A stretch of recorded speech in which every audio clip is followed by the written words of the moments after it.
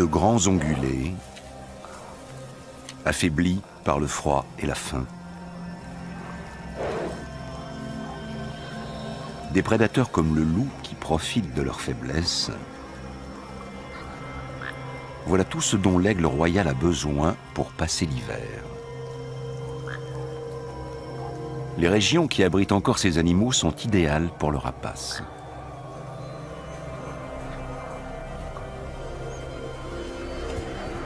En hiver, le fier chasseur se transforme volontiers en charognard.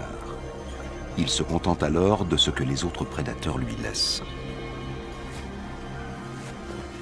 D'habitude, l'aigle royal ne cède pas aussi rapidement sa place à un congénère. D'ailleurs, celui-ci ne paraît pas tellement intéressé par la nourriture.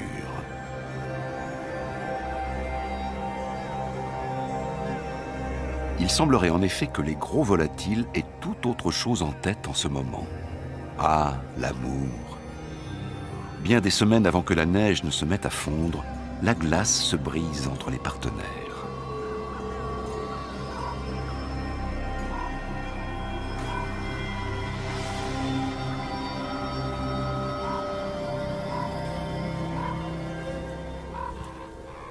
Ils vont s'accoupler jusqu'à 20 reprises avant que la femelle ne ponde au début du mois d'avril.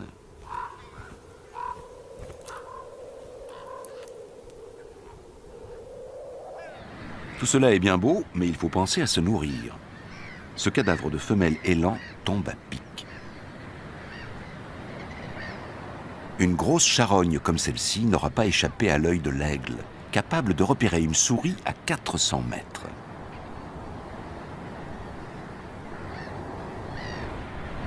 Mieux vaut arriver le premier sur les lieux. Il peut ainsi s'assurer des meilleurs morceaux et des plus gros, à condition que personne ne vienne l'interrompre.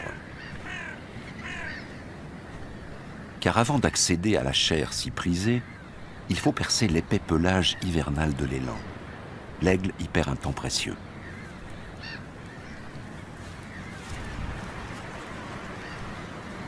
L'élan a déjà été repéré par un grand aigle de mer. Les corneilles et les corbeaux ne représentent pas de véritable concurrence. Même l'aigle de mer, généralement plus imposant que son cousin, semble hésiter. Il y a une raison à cela. Chez les deux espèces, les mâles sont plus petits que les femelles. Lorsqu'un aigle de mer mâle est face à un aigle royal femelle, la différence est à peine perceptible. Et elle ne suffit pas à inspirer le respect.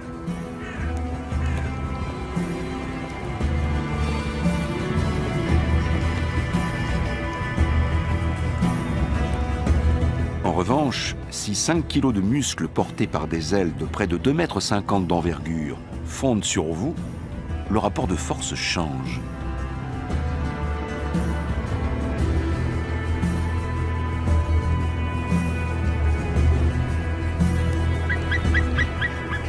Le grand aigle de mer femelle est le plus grand rapace d'Europe. Sur les côtes de l'Atlantique Nord, l'aigle royal doit partager son territoire avec son rival.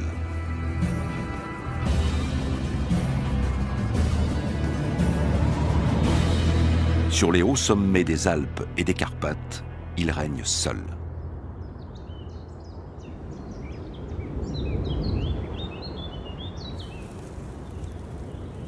En altitude aussi, le printemps finit toujours par arriver.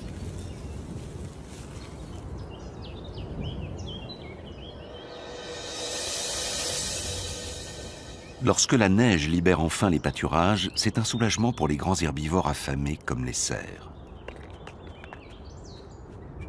Pour l'aigle aussi, ces changements ont des conséquences. Il va trouver moins de charognes et devra chasser lui-même. Les branches fraîches déposées dans l'air indiquent que la couvaison est proche. Un étage plus bas, le coq de bruyère ferait bien de ne pas tant s'exposer. Mais tout gonflé qu'il est de testostérone, il ne pense qu'à impressionner sa belle, qui se tient quant à elle bien à l'abri.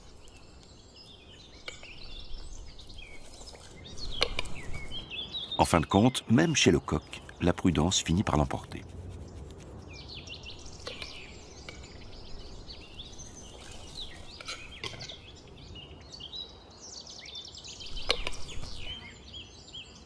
Et même à l'abri des arbres, il parvient à séduire sa douce.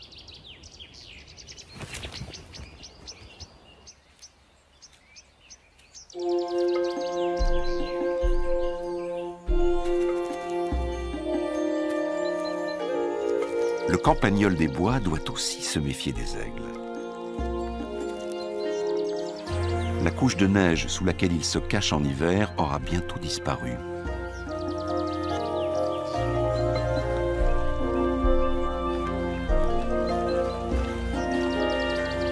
La plume enfouie sous la neige montre bien que les aigles étaient déjà présents l'année passée.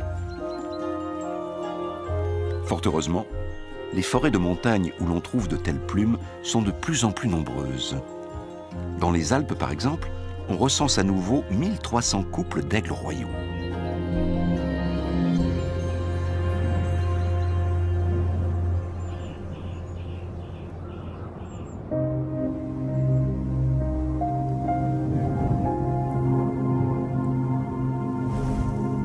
Ce duvet aussi est la preuve que les aigles sont toujours plus nombreux.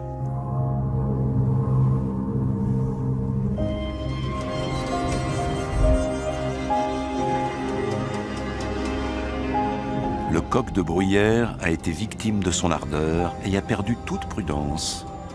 Même si, avec près de 5 kilos, il pèse presque autant que la femelle de l'aigle, cela ne le protège pas de ses attaques. L'aigle royal revient régulièrement vers sa proie et la dévore jusqu'à la dernière miette. Le coq de bruyère vit dans des milieux où la nature est encore relativement préservée. En effet, il est très exigeant quant à la qualité de son environnement. C'est la raison pour laquelle ces régions s'avèrent également idéales pour l'aigle. Les coqs de bruyère et leurs cousins font partie des proies préférées de l'aigle. Mais ils se font rares. Les endroits propices à leur développement et qui leur offrent suffisamment d'espace pour se cacher manquent. Il en va de même pour leurs prédateurs.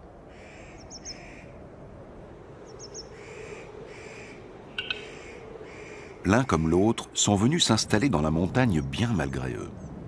C'est en fait le dernier endroit qui leur permet de trouver le havre de paix dont ils ont besoin.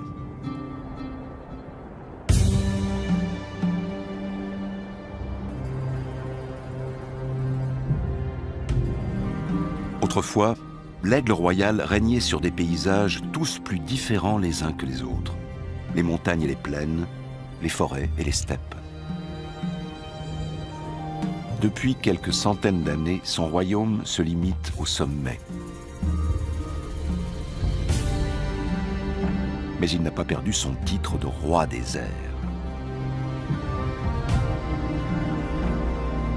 La parade nuptiale des aigles débute avec des vols en feston à des allures infernales. Leur numéro de bravoure commence à l'hiver.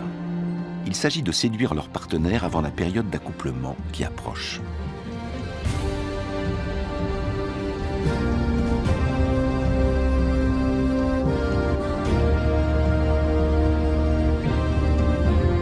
Les montagnes de karst, qui alternent pics abrupts et surplombs rocheux, sont des endroits rêvés pour y installer l'aire la plus inaccessible possible. Et c'est précisément ce que cherchent les aigles.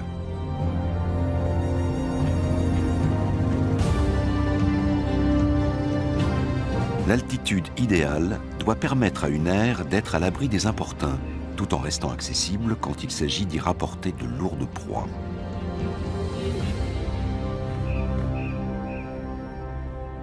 Une fois l'endroit déniché, le couple renforce ses liens, comme il l'a fait si souvent au cours des dernières semaines. Le mâle et la femelle vont passer toute leur vie ensemble, jusqu'à ce que la mort les sépare.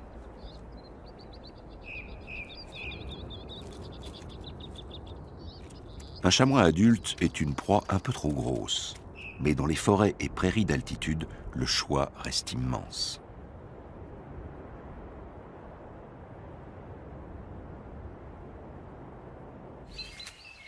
un couple a installé son aire dans un vieux sapin. Le mâle couve l'unique œuf que sa partenaire a pondu il y a quelques jours. Il s'installe avec beaucoup de précautions pour éviter que l'œuf ne cède sous son poids de près de 4 kilos.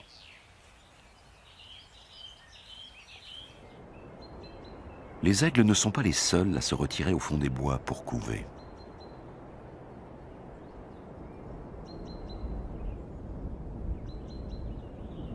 Dans la vallée voisine, suffisamment à l'écart pour être à l'abri, une cigogne noire plane jusqu'à son nid.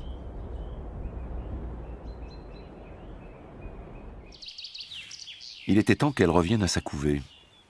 Les bois sont encore bien frais au printemps et les oiseaux doivent garder leurs œufs au chaud sans interruption, dans le nid comme dans l'air.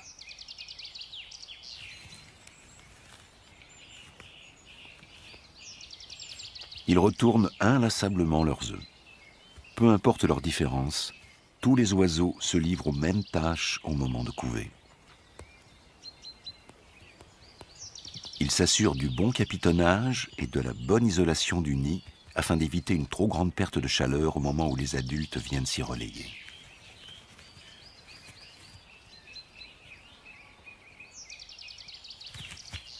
L'aigle royal, comme la cigogne noire, ne pondent qu'une fois par an. Cela rend la couvée d'autant plus précieuse. L'observation d'oiseaux en totale liberté nous renseigne sur certaines de leurs particularités. L'aigle mâle, reconnaissable à sa bague, échange régulièrement sa place contre celle de sa partenaire. La couvaison n'est donc pas l'apanage de la femelle. Celle-ci patiente à proximité de l'air et y retourne dès que le mâle s'en est allé.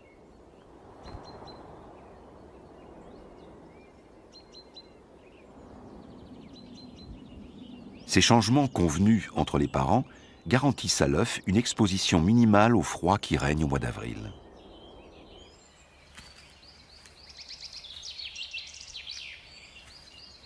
Les aigles vont devoir persévérer dans cette routine pendant 6 longues semaines, jour et nuit, jusqu'à l'éclosion.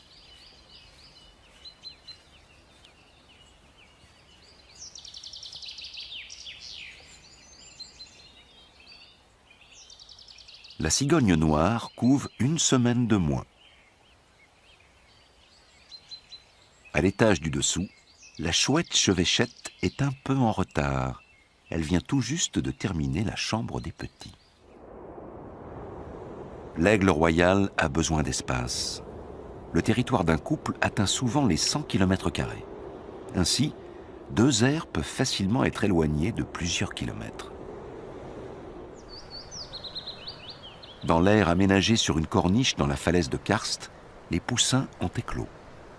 Une couvée normale en compte 2 ou un seul, rarement 3. Dès le début, les petits sont couverts d'un duvet qui les protège du froid.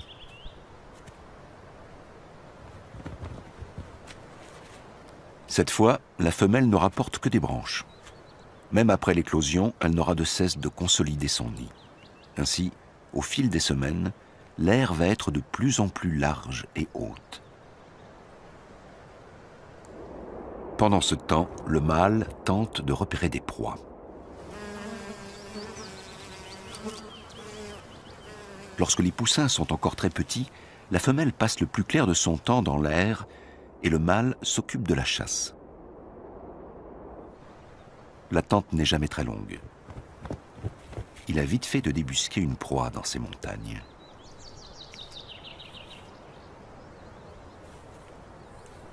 Il ne s'attarde pas pour autant dans l'air.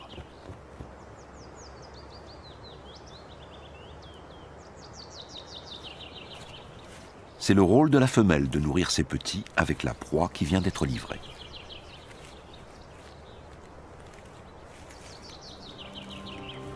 La moitié des aigles européens installent son aire sur une falaise.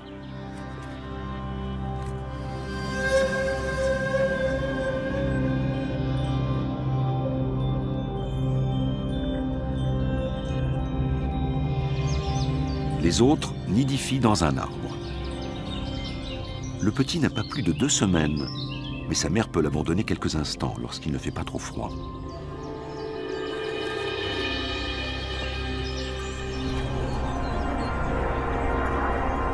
Elle a quelques pigeons domestiques dans le collimateur. Il peut s'avérer utile d'aller rôder près des habitations. Depuis son perchoir, elle a une vue imprenable sur le pigeonnier.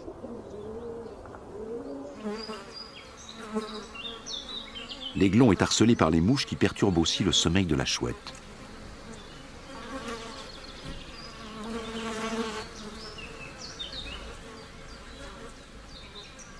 Le retour des parents se fait parfois attendre.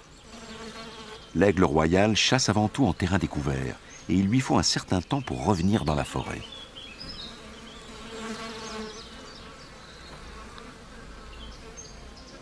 La femelle est toujours à l'affût.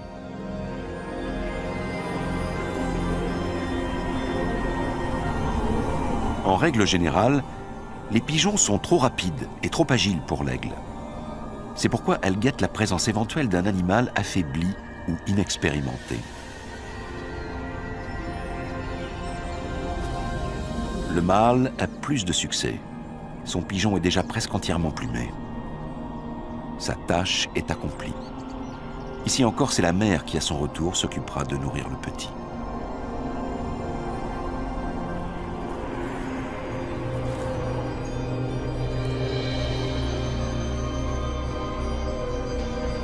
La femelle abandonne. On a besoin d'elle dans l'air.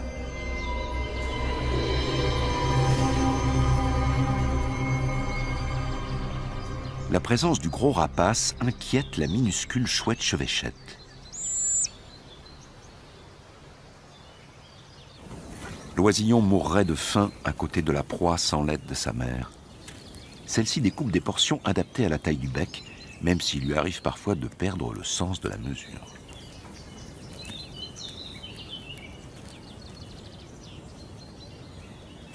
Le fait de n'avoir qu'un petit à chaque couvée permet aux aigles d'assurer la pérennité de l'espèce tout en régulant les naissances. L'aire mesure 1,5 mètre de diamètre et près d'1 mètre de haut. Pourtant, dissimulée dans la forêt dense qui la protège des regards, elle est difficilement repérable. C'est une stratégie qu'utilisent aussi les cigognes dont le nid imposant est à peine plus petit que celui des aigles.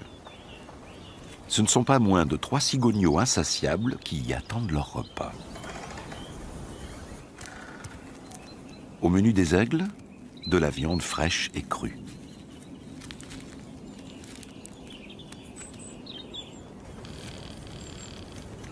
Chez les cigognes, du poisson régurgité. Les adultes rassemblent et transportent la nourriture dans leur gorge à tour de rôle. À l'éclosion, l'aiglon ne pesait pas plus de 100 grammes. Au cours des 10 prochaines semaines, il va multiplier son poids par 50.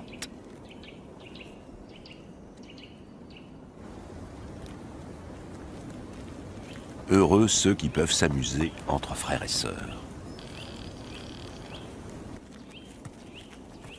L'oisillon unique doit se contenter de sa mère.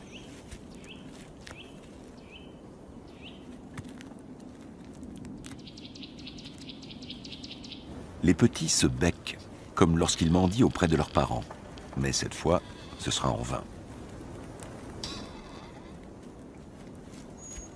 Lorsque l'après-midi fraîchit, la femelle doit réchauffer son petit qui n'est pas encore en mesure de réguler sa température.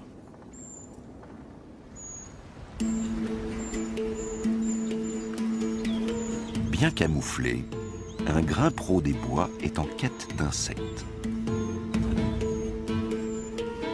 La chouette chevêchette ne l'a pas encore aperçue. Pourtant, c'est une chasseuse d'oiseaux redoutable, dotée d'une vue perçante. Le grimpero ferait bien d'être sur ses gardes.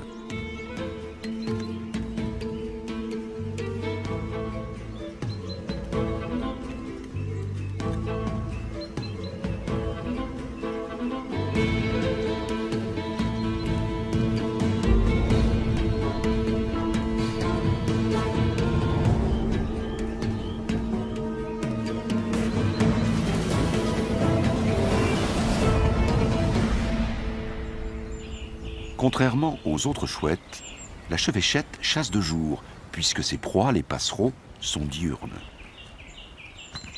Il lui en faudra environ 200 pour subvenir aux besoins de sa couvée qui compte 7 petits.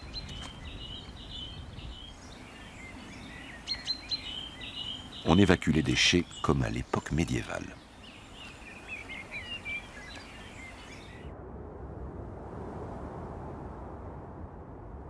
Lorsqu'elle transporte des charges lourdes, la femelle aigle utilise les courants ascendants avec beaucoup d'habileté.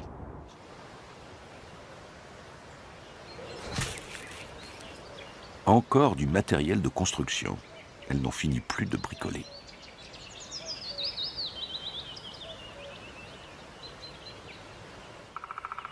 Il en va de même chez les cigognes. Les deux espèces utilisent le même nid pendant plusieurs années. Il paraît donc raisonnable de tenter de l'entretenir.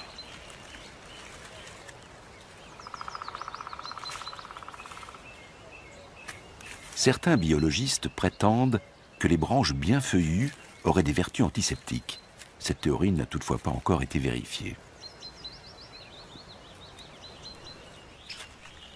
Un petit est mort dans le nid des voisins aux longues pattes. Seuls 2 cigogneaux ont survécu. De son côté, l'aiglon s'est bien développé. Ce n'est pas étonnant, après tout, il a sa mère tout à lui. Enfin, lorsqu'elle n'est pas occupée à bricoler.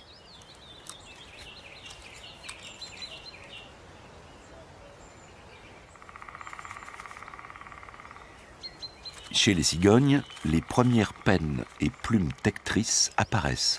Bientôt les petits feront honneur à leur espèce. L'aiglon ne porte toujours qu'un duvet, mais il en est déjà à sa 2e couche. Dans le nid des cigognes, un des adultes monte continuellement la garde. La femelle aigle, quant à elle, quitte l'air de plus en plus souvent. La nourriture rapportée par le mâle suffit à peine pour le petit. Il lui faut donc chasser aussi.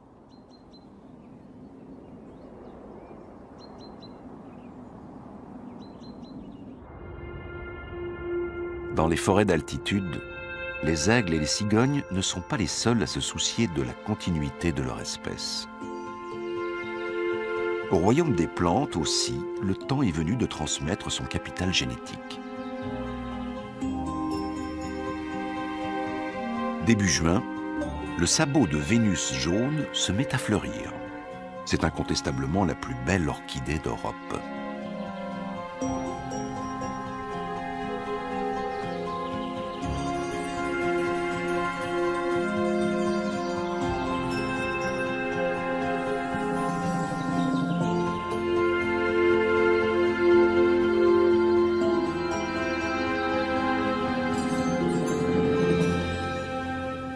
Ces plantes très protégées se font rares. Dans les endroits où elles fleurissent encore et où l'aigle royal nidifie, la nature est plus ou moins préservée. Pour le mâle, la chasse a été fructueuse, mais le petit est déjà rassasié. Dans le cas contraire, il se serait immédiatement mis à mendier.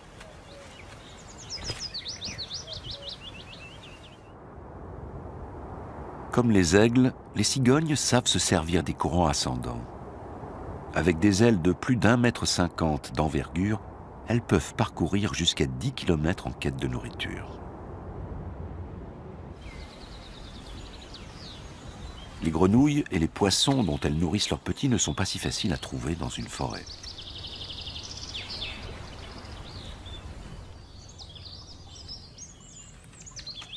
En tout, ce sont exactement 25 kg de viande que la femelle aigle va devoir apporter à son petit.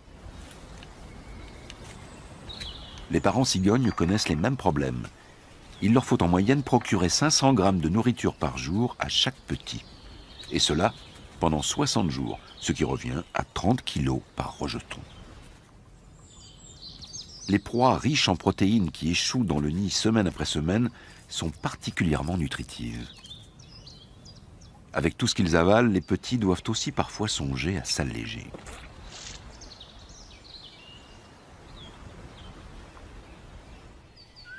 En conséquence, on voit pousser autour du nid des plantes avides de nutriments, comme les orties, que les déjections et les restes alimentaires finissent de fertiliser. cela convient tout particulièrement aux Vulcains. En effet, la chenille de ce papillon se nourrit exclusivement d'orties.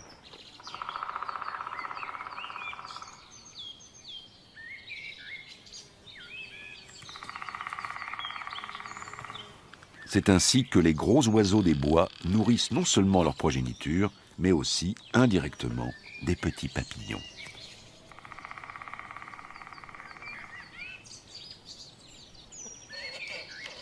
Après plusieurs semaines de grosse chaleur, un changement s'annonce.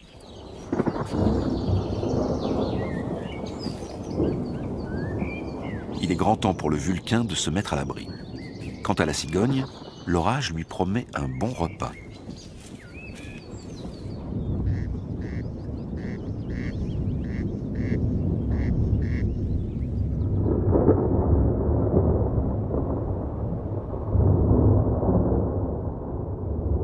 Rien n'empêche l'aigle royal de chasser, pas même une averse.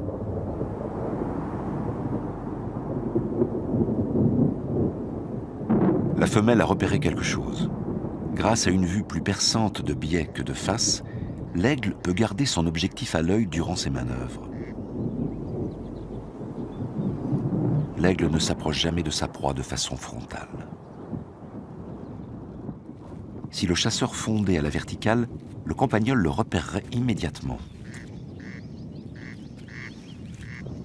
Tiens, il y en a du monde dans ce pré. Ce n'est que lorsqu'il est juste au-dessus du sol que l'aigle se rapproche de la proie convoitée. Pour le campagnol, c'est comme s'il surgissait de nulle part. Le mâle a suivi toute la manœuvre, mais il ignore ce que la femelle a attrapé.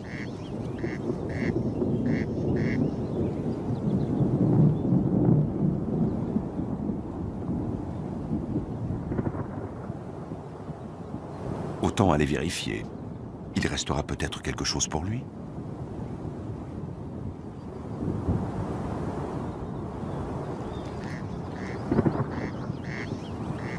Le constat est plutôt décevant.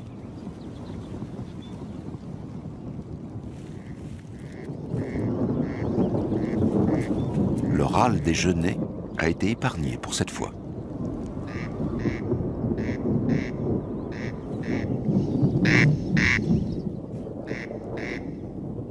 Ces oiseaux marquent leur territoire en criant.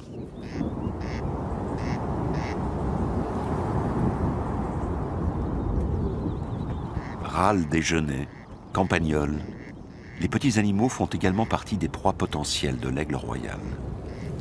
Celui-ci se contente de ce qu'il trouve, avec une préférence certaine pour les animaux de taille moyenne, comme les lièvres, les marmottes, les volailles, voire les faons ou les petits chamois. L'orage approche. Les aiglons sont bien à l'abri dans l'air. La falaise les protège de la pluie et du vent.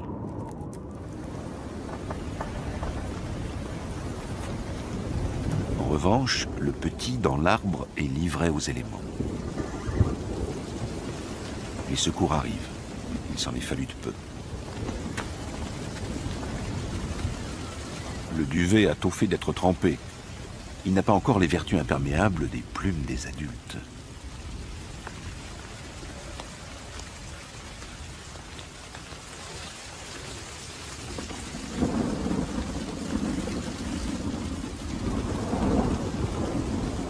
Le petit, qui a presque atteint la taille d'une poule, n'a plus vraiment la place de se tenir sous le ventre de sa mère.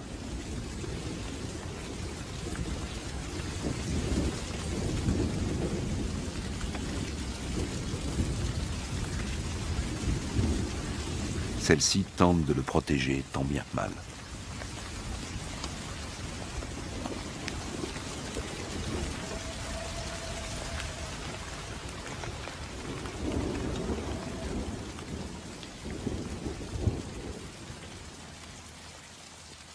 Mais même la plus terrible des averses a une fin.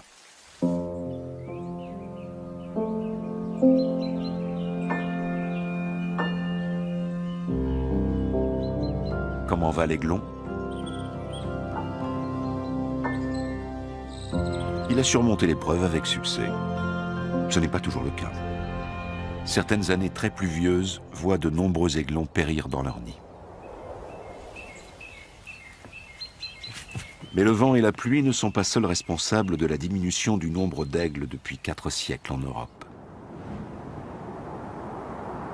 Il y a 400 ans, les oiseaux de proie dominaient encore les airs sur presque tout le continent.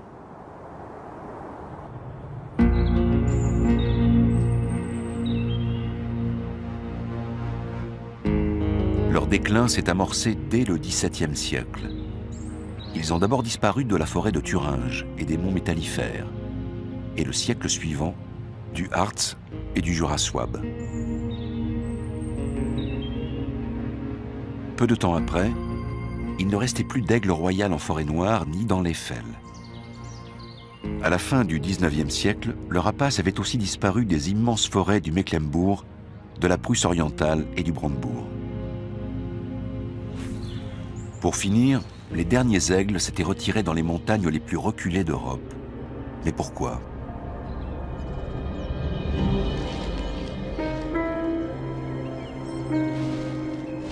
Pendant des centaines d'années, les aigles ont été pourchassés sans relâche par l'homme.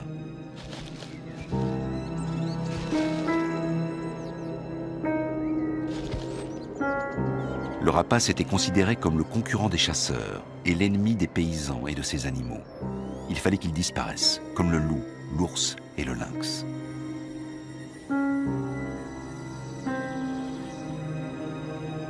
Une prime à l'abattage était promise, même en Allemagne.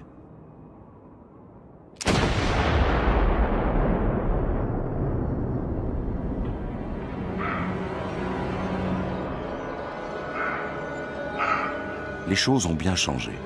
Aujourd'hui, les rapaces sont strictement protégés et le braconnage est rare. Mais au lieu des aigles, ce sont les bûcherons qui ont envahi nos forêts.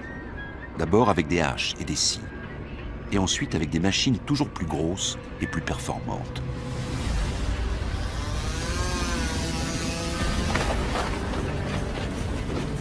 Jamais auparavant, on n'avait abattu ni travaillé autant de bois à une telle vitesse. Dans certains endroits, l'abattage a doublé en 10 ans. La forêt se transforme en une zone d'exploitation forestière.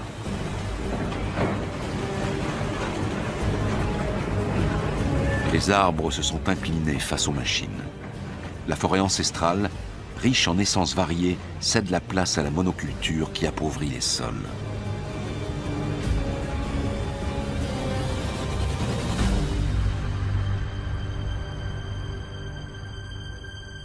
Avec la disparition des forêts millénaires, c'est l'ancien habitat de l'aigle qui est tronçonné. On adopte désormais une approche différente et dans certaines montagnes, le nombre d'aigles augmente à nouveau. Mais il faudra encore bien de la patience avant de voir réapparaître un aigle dans ces forêts.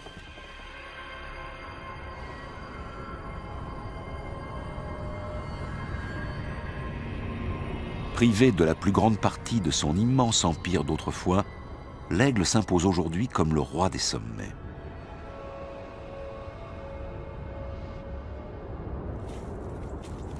Deux bons mois après leur naissance, les aiglons nichés dans la falaise ont énormément grandi. Grâce à leur serre puissante, ils vont pouvoir attraper et tuer leur proie. Mais pour le moment, ils ne savent pas encore s'en servir. Une chance pour le petit visiteur.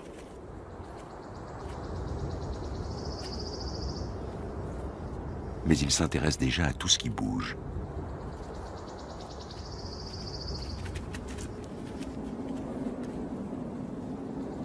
Ils ont appris à soigner leur plumage.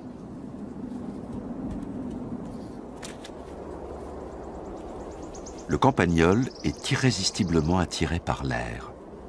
Les insectes sont nombreux à cet endroit, où les petits ont été nourris de viande pendant des semaines. Et si l'on cherche bien, il doit rester quelques graines dans la structure du nid.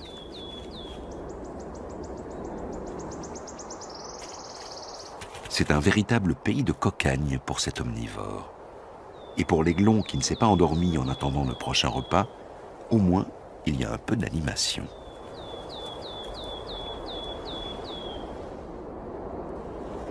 Le vulcain, quant à lui, est attiré par les déjections. Il y puise régulièrement des sels minéraux.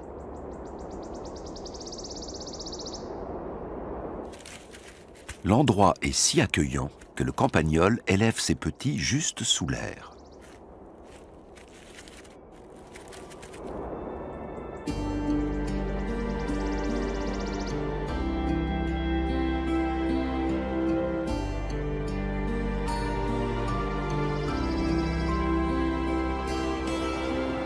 Ainsi passent les semaines, et il semble que rien ne pourra venir assombrir le ciel de l'Aigle.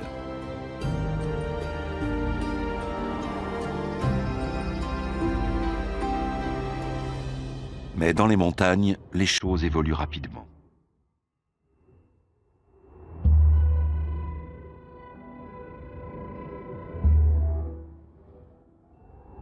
Par mauvais temps, beaucoup d'animaux se mettent à l'abri, ce qui rend la chasse plus difficile pour les aigles adultes. Au froid et à l'humidité s'ajoute alors la faim, un dangereux cocktail pour le juvénile. Sentant que la fin de son frère est proche, le deuxième aiglon précipite le dénouement fatal. Il ne fait que répondre à son instinct de survie. La montagne, sous ses airs de retraite idéale, a aussi ses côtés sombres.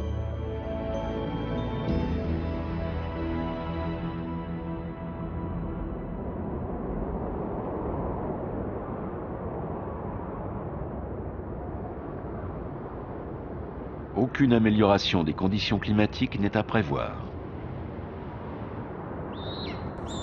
Les parents reviennent inlassablement bredouilles. Ils n'ont plus que le cadavre de leur petit comme seule nourriture. Ce genre de comportement n'est pas rare chez les rapaces. Il n'y a pas de place pour la pitié dans leur monde. Il s'agit d'insuffler toute l'énergie possible à l'aiglon survivant, pour que tous les efforts fournis pendant la couvée n'aient pas été vains.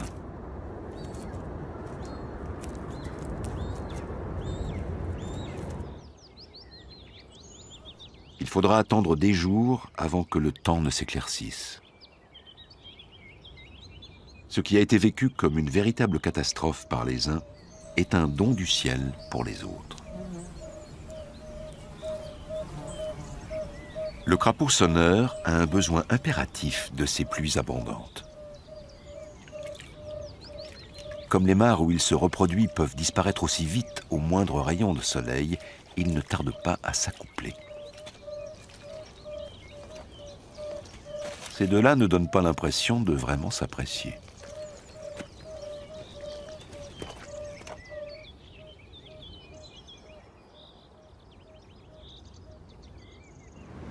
Après 9 semaines passées dans le nid douillet, le temps est venu pour le juvénile de le quitter. Par mesure de précaution, il sort d'abord en marchant. Les parents lui montrent qu'il existe une autre façon de se déplacer. Ils cherchent à le motiver.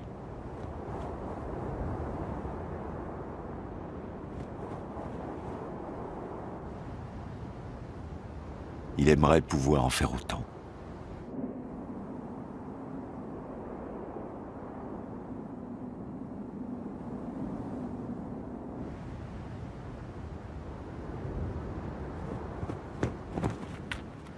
Son père l'attire avec une proie et l'encourage à parcourir ses premiers mètres au-dessus du sol.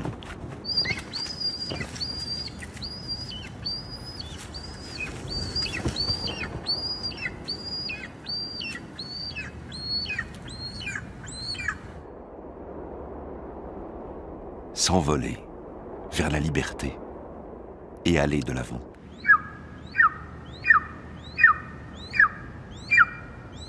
Une fois revigoré, il laisse parler son courage.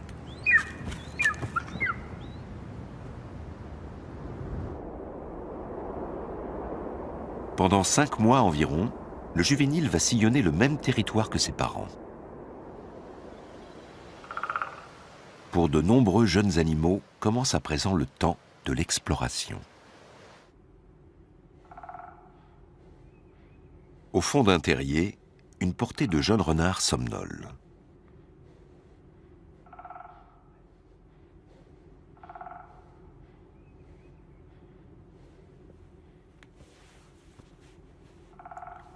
Poussés par la curiosité, les renardeaux n'y tiennent plus. Parfait. Le pâturage est fraîchement fauché, c'est un terrain de jeu idéal.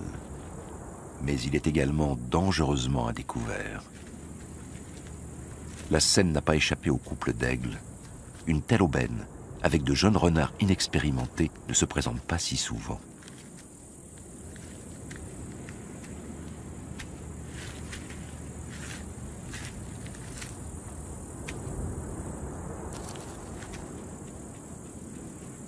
La renarde ne retrouvera pas tous ses petits dans le terrier. Les aigles adultes n'apportent plus la nourriture au nid. Ils veulent attirer le petit à eux. Cette stratégie paye. Poussé par la faim, l'aiglon est appâté par les restes.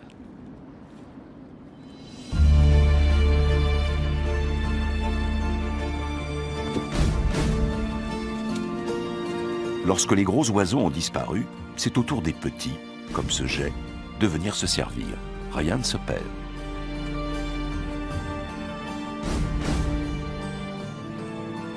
L'aiglon de la forêt va encore être pris en charge par ses parents pendant de longues semaines. Il va apprendre à se servir du vent, à chasser et, en hiver, à dépister les prédateurs et les restes de leur proie. Puis un jour, dans 4 ou 5 ans, il fondera son propre royaume.